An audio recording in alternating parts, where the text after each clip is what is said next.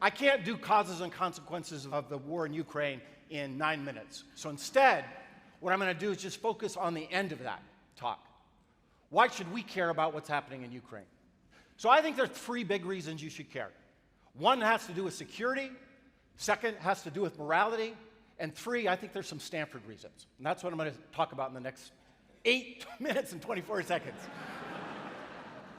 First, on security, I want to remind you what a moment it is in our history. And when I say our history, I'm thinking of Americans, but actually it's in international history, right? First major conventional war in Europe since World War II. First annexation since the beginning of World War II. The greatest threat of a great power war, I think, at least since 1950 or maybe World War II, and the greatest threat of nuclear weapons that we've had since 1962, or maybe even all the way back to 45. Pretty big consequential moments for our security as well for the security of the world.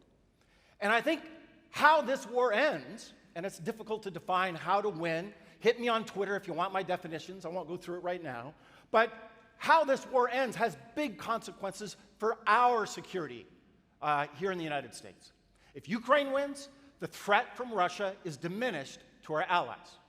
If Ukraine wins, we will be able to spend less on security and Europe, and we'll be able to send fewer soldiers to the frontline states of our NATO allies.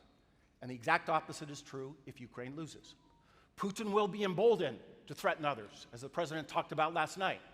Parts of the Russian empire are now NATO allies. Just to remind you, that's a bad outcome for us. We'll have to spend more to defend those allies, and we'll have to send more soldiers to those frontline states. There's no doubt in my mind we'll have to do all those things if Putin wins in Ukraine. Second, I think it affects our interests in Asia. If Ukraine wins, Xi Jinping will be more deterred when thinking about whether to invade Taiwan or not. It'll undermine his hypothesis, if you listen to him, as I do, that he thinks we are a country in decline. And it'll prove the utility of sanctions that we're doing on Russia to make him think twice about the economic consequences of invading Taiwan. And everything I just said, the converse is equally true if Putin wins. He'll be emboldened to go into Taiwan. It'll confirm his hypothesis about us as a declining empire, a declining power, and more states in the world will lean just a little bit more towards China and a little bit less towards us. But don't believe me, go to Taiwan, as I did last summer, and ask them. That's President Tsai there, that's a group of Stanford folks, so we went there last summer, and we met with the entire government. There is no group of people on the planet that are cheering more for the Ukrainians to win than the people in Taiwan. Third, I think there's even bigger consequences beyond those 2 theaters. If Ukraine wins, it will reaffirm the commitment that we've had in the world since World War II, obviously with some exceptions, obviously with some digressions, that sovereignty is a principle that should be respected, and especially annexation. We haven't had annexation since World War II. There are some minor exceptions, but the grand kind of annexation that started World War II in 1939, that has been a principle of the international order ever since. If Putin wins, and it's okay to invade your neighbor and annex territory, then we're going to go back to an earlier era that I don't want to go back to. This is a map of Europe, and we're just going to play a little bit of it. I could play a map of Asia and be the same thing. This is the world that we escaped from after 1945. This is the world we go back to if we allow Putin to win. I don't want to go back to that world. That is not good for our security as the United States, and I would say it's not good for the security of most people in the world today. But second, I actually believe, I'm an American, I think we are a moral society. I think we are a moral country. We have our problems, most certainly. We're struggling with those kinds of issues.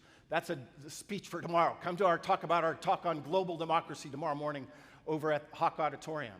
But I think there are moral reasons that we have to be engaged and continue to help Ukraine win. Colonialism is wrong. Annexation is wrong. We can't stand by and watch civilians slaughtered, soldiers tortured, people raped, children kidnapped. At least I don't feel comfortable doing that. And it is immoral to let a dictatorship destroy a democracy. Because on this one, I'm with Churchill. Democracy is a horrible system of government, but it's better than all the other systems tried, and this is a fight between democracy and dictatorship. Moreover, I'm now going to conflate those things. I told you they're separate. Actually, I think democracy and morality, in terms of American national interests, are actually deeply intertwined. Think about it. Every enemy of the United States of America in our history and today has been a dictatorship. I dare you, not now, we don't have time for questions.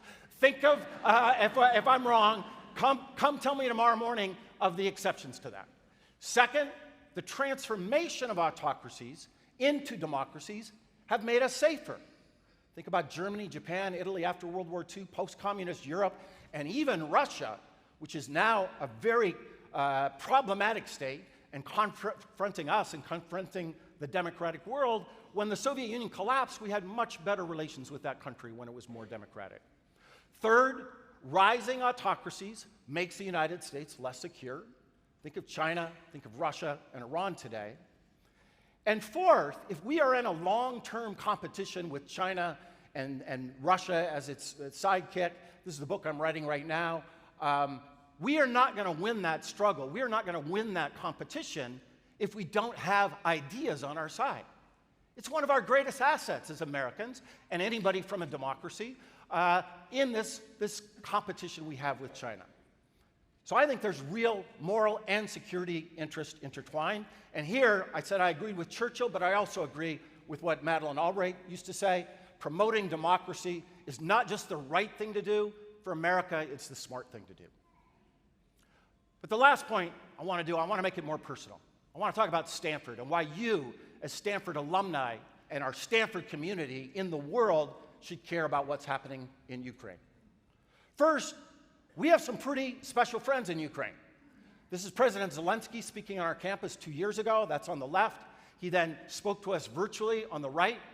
I was just in Kiev 4 weeks ago. I saw President Zelensky. He actually gave me a medal for the work that we've been doing on sanctions. And at the end of it, he said, Mike, but he was on our campus. I gave him a tour. He loves Stanford, by the way. Who doesn't? And he's like, any Russian speakers out there? His first language is Russian, by the way, not Ukrainian. He said, Mike, это круто здесь. It's so cool here. And right before the war, we were actually talking to him about how to build a Stanford-like university in Ukraine. When I saw him last month, he said, I look forward to coming back to Stanford and writing my memoirs. I hope he can do that.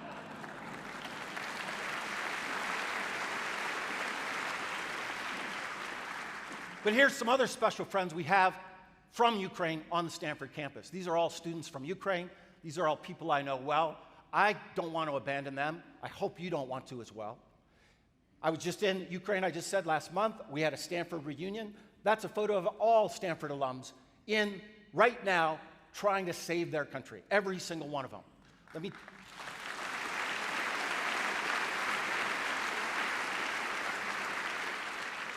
tell you about 3 of them quickly. This is Mustafa Naim, Stanford visiting scholar at the institute I run. He is now in charge of Ukrainian reconstruction. This is Lesya Matvichuk, another fellow of ours. She spent a year here. Last year, she won the Nobel Peace Prize. Those are her words, not mine. I don't want to abandon Lesya. I hope you don't. She is very proud to be part of Stanford alumni. And third, this is Sasha Ustinova, who came here initially as an anti-corruption activist.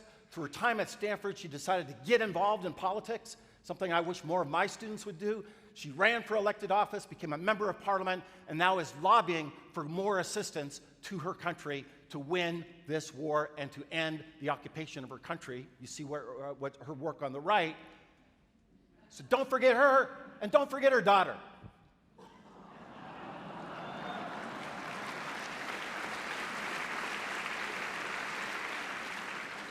Tori was born here in the United States of America, so she's Ukrainian and American, right after the war started. Her name is Victoria for victory. That's a shirt I just brought to her 4 weeks ago. We want her to be in the class of 2040. We don't want her to be in occupied Ukraine.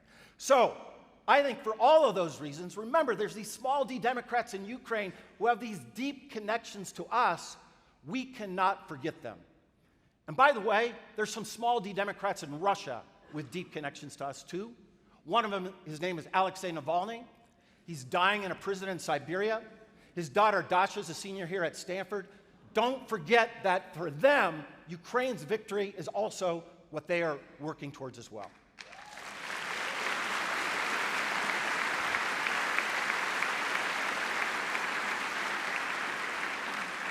All right, the clock's out. I got to stop. I could go on forever. Thank you. These are the reasons we should stay engaged. Keep talking to me. Thanks a lot. Thanks for having me.